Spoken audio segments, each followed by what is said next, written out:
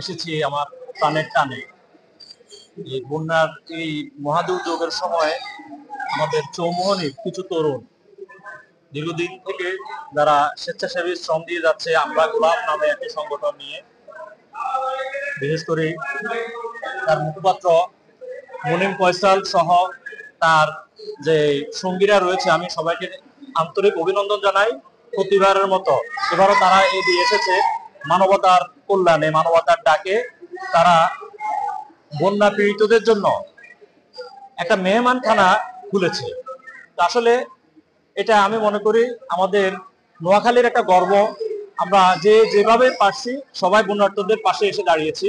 মেহমানখানা খুলে তারা শুরু থেকে অদ্যাবধি যে দুবেলা খাওয়া এবং যে আশ্রয়ন যে যে মানুষরা যে যে ভবনে আশ্রয় নিয়েছে, অনেকগুলো ভবনে তারা এখান থেকে খাওয়া সরবরাহ করছে বিনামূল্যে, সবাইকে সহযোগিতা গুলো দিয়ে যাচ্ছে।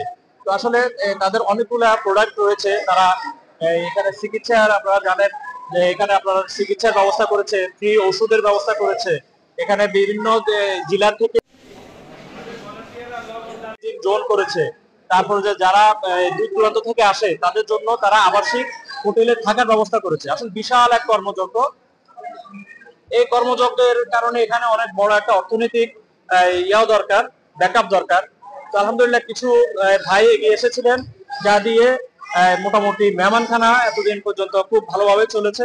এবং আমি আশা করি আমাদের এই অঞ্চলে বিত্তবানের অভাব নেই, স্বাবলম্বী লোকের অভাব নেই এবং আন্তরিকতাপূর্ণ মন মানসিকতার লোকের অভাব নেই। তো আমি তাদের পাশে আছি। আমি চাই আমার এই অঞ্চলের যে চৌমোহনী বেগমগঞ্জের এই অঞ্চলের যারা আমরা মানবিক মানুষ আছি, তারা যেন এই মেহমানখানার আয়োজক যারা আমরা গোলাপ তাদের পাশে এসে দাঁড়াই, মেহমানখানাটা যেন বন্ধ না হয়। এবং এর পাশাপাশি আমাদের পানি নেমে যাবে পরবর্তীতে।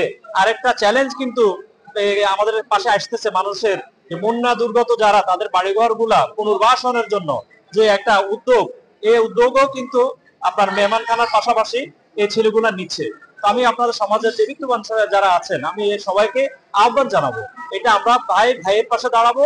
আমরা মানবিকতার টানে আমরা মানুষের পাশে এগিয়ে আসবো।